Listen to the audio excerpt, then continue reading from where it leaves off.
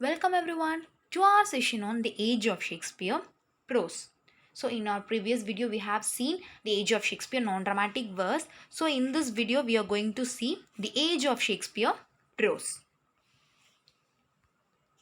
Most important prose romance of the period is the work of John Lyly.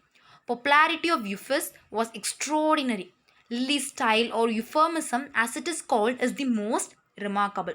So the age of Shakespeare found its chief imaginative outlet in the drama. It was also active in the field of prose fiction. It did not indeed produce what we specifically call the novel, by which mean um, by which we mean the long story of contemporary life and manners. This was not established in English literature till more than a century after Shakespeare's death. But in other lines of fictitious narrative, considerable progress was made. So the last named have a great secondary interest as the sources upon which the Elizabethan dramatists, including Shakespeare, often drew for the materials of their plots. They were also adopted and imitated, and various collections of stories appeared, such as William Painter's Palace of Pleasure. So they enjoyed much popularity. Okay, Lily's style or euphemism, no, it is the most remarkable of these. It is characterized in common with other contemporary efforts by extreme elaboration and artifice, and as distinguished from them by a number of specific rhetorical devices which give it a quality of its own. It would take too much space to analyze these here, but it is necessary to indicate the most important of them. So, the outstanding feature of euphemism is the excessive use of balanced antithesis. So, for instance, as you may suspect me of idleness in giving ear to your talk, so you may convince me of likeness in answering such choice, in which, as will be seen, suspect me and convince me idleness and lightness, giving ear and answering, talk and toys. So they are carefully arranged in contrasted pairs. So this balanced antithesis is frequently combined with alliteration. As for example, although I have shrined thee in my heart as a trusty friend, I will shun thee hereafter as a truthless foe. Okay. So Bacon and his essays. We must not suppose that the English literature of the age of Shakespeare was entirely a literature of the imagination. England now felt the stimulus of the Renaissance on the intellectual as well as on the artistic side. And the result was the production of a great many prose works dealing with various subjects in which thoughtful people were then interested. So, most of these belong to the special history of such subjects rather than to the general history of literature. But a few writers claim a place in our record, and among them is one of great importance, Bacon. So he was the principal prose master of his time. So he was born on 22nd January 1561. So as a boy, his wit and precocity attracted the attention of the queen, so who used jestingly to call him her younger Lord Keeper. So his father then being the keeper of the Great Seal of England. So he was educated at Trinity College, Cambridge, and in preparation for a career of statesmanship, who was sent to Paris in the suit of English ambassador. So he chose the law as his profession.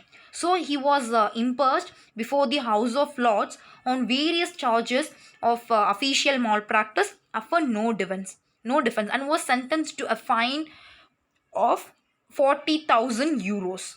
So, imprisonment during the king's pleasure and perpetual banishment from parliament and court. So, he spent the few remaining years of his life in scholarly pursuits, and he died in 1626 from complications arising from a cold cart which he was making a scientific experiment.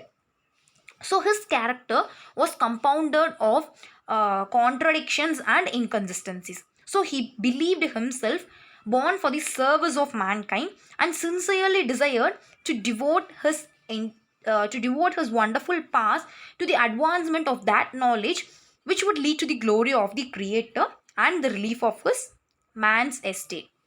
So he wrote voluminously on many subjects, and his greatest work, his Advancement of Learning and his Novum Organum. So it is these two are most important books. So which we may expect some questions regarding these works in net or slit. So Advancement of Learning and Novum Organum, in which he sets forth and illustrates the inductive of Baconian method of studying. So nature and place him in the front rank of the world's epoch makers. But these belong to the history, not of general literature, but of science and philosophy. And then his principal contribution to general literature in his little collection of essays or Counsels Civil and Moral. So it was first published in 1597, and it had undergone enlarged editions in 1612 and 1625.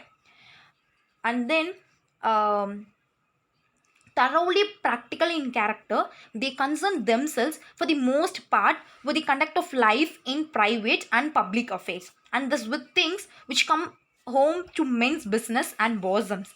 Extraordinary insight and sagacity are their salient qualities. His style, nonetheless, is marked by the general ornateness, the fondness for imagery, the love of analogy and temper. So his style, okay, but its important characteristic is its marvelous terseness and epigrammatic force. So Bacon had an almost unrivaled power of packing his thoughts into the smallest possible space and adopting a phrase in Marlowe's Jew of Malta. So we can describe these essays as infinite riches in a little room. Okay. Other prose of the period. So when we talk about other prose of the period, the varied interests of the time are well represented in its prose literature. So history was cultivated by many writers, among them Raleigh. In his vast and uncritical History of the World, which was published in 1614, and then Bacon in his Judicial History of the Reign of Henry VII, which was published in 1622, Fox in his thoroughly untrustworthy Acts and Monuments or Book of Martyrs, which was published in 1563, and Raphael Holinshed in his Chronicles of England, Scotland, and Ireland, a work which Shakespeare often laid under contribution in his historical plays. At a time when the spirit of adventure was strong, the literature of travel naturally flourished. And of this one specially famous work, Richard Hakluyt's Principal Navigations, Voyages, Traffics, and Discoveries of the English Notion may be quoted as an example. So, in the field of theology, a great deal of important work was done. And while this does not properly concern us here, the masterly ecclesiastical polity of Richard Hooker may be mentioned in passing for the sake of its style, which, though still over rhetorical and involved, is generally plain and simple than most contemporary prose. In this context, we must recall the authorized version of the Bible, which from the date of its appearance onward has never ceased to exercise a profound influence upon English writing. From the point of view of literary history, there is also great significance in the development of the literature of criticism. For this shows that people were beginning to be interested in the forms and principles of literature as an art.